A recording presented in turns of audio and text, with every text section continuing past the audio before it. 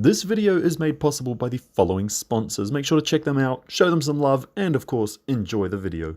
Hi guys, welcome back to the Hooncorp HQ.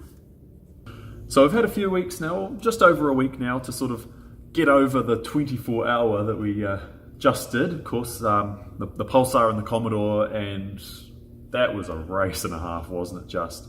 But we've had a bit of time now to sort of eat, sleep, fart, just chill out, and just generally get over it all, get over the excitement. And now we're back here in the Hooncorp HQ, and we're doing a bit of damage assessment because both cars, they didn't exactly get out scot-free, did they? No, mate, unfortunately they didn't come out of it unscathed, and plenty did happen during the time of that massive Mount Everest of motorsport, Nathan. The 24-hour non-stop race. If it's your first ever motorsport event and you actually do it, then I say hats off to you, because it is huge. And like you said, we had a few panel issues, we had some mechanical issues, and we were looking forward to some great results, and we got a result, but not quite the result we wanted to. But that's the way it is. Let's talk about some of the things that happened to us during the race, and why don't we start with the Pulsar? What can you say about the Pulsar? Great little car. Craig, awesome job when you prepped it last year, and still going great today. We were going really well. We started dead last, as we always do. We like to start dead pretty last and work our way forward, because the accidents usually happen in front of us. And the little car got started 54th and got through to 14th, and the team just smoking it. Unfortunately, an incident happened, and this happened, and it was one of those ones I like to think that was unavoidable, but of course it's always avoidable if we sit on the couch, but it was unavoidable on the racetrack, and these things happened. So the bonnet's taken a pretty good little knock there. We've had to pull out all the front to, I like the little rubber thing hanging off here, a little bit there, it shows the industry. We had to pull the front apart a little bit.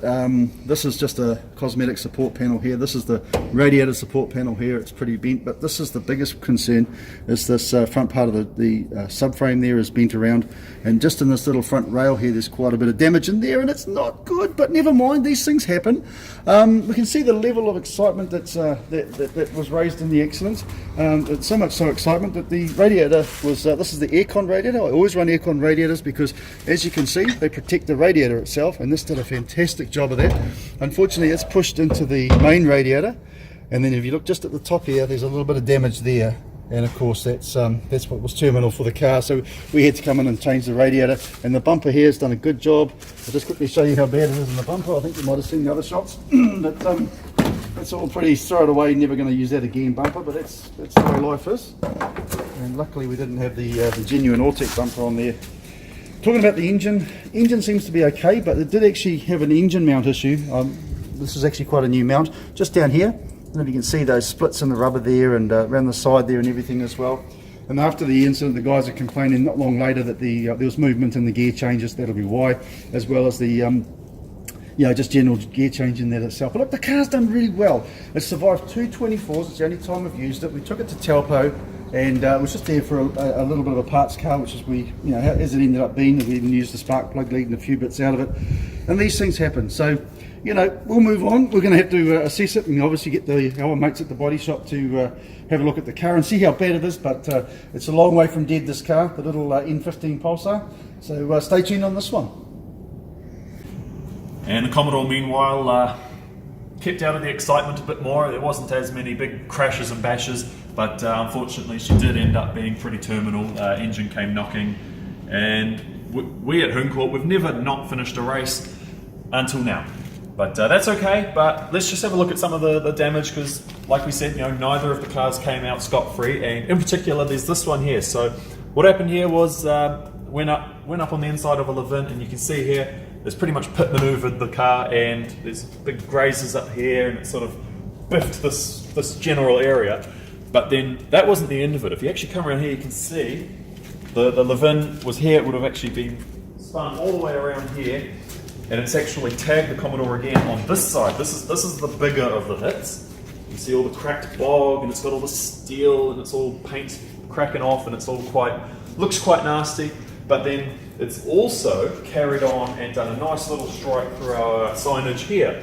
So in one swift maneuver, it managed to tag 3 of the 4 quarters of the Commodore. Never mind, we can fix this, but of course the big one was the motor.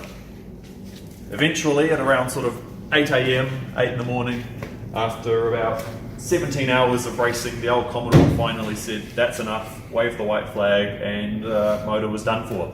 So that sort of remains to be seen right about now. Do we put another motor in it? Do we put a completely different motor in it? Or maybe the old girl's time is just finally up. Actually, that does bring me to another point. We did mention before the race that there was a big milestone coming up for the Commodore, and we touched on this just before the race actually started, that there was a big milestone coming up, but we never actually told you what the milestone was. If this car survived past 7 AM, it would have completed 100 hours of Lemons racing. Luckily, it died at about 8 AM, so we can tell you that the old Commodore survived a total of 102 hours Lemons racing on the same motor, the same gearbox, mostly the same internals. Of course, there were a few diff swaps here and there, but by and large, this thing has done a tremendous service to us. So what does that mean? Like I said, we don't know yet, but there's just too many options right about now with the old Commodore.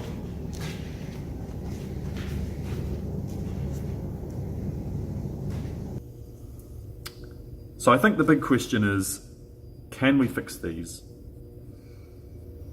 Well, Pulsar's easy. Pulsar's a little bit of panel, possibly a bit of structural, and some minor mechanical, but I'm pretty confident. It's had an oil leak, so a few things to sort out on that one, but yeah, the Pulsar's definitely a fixer.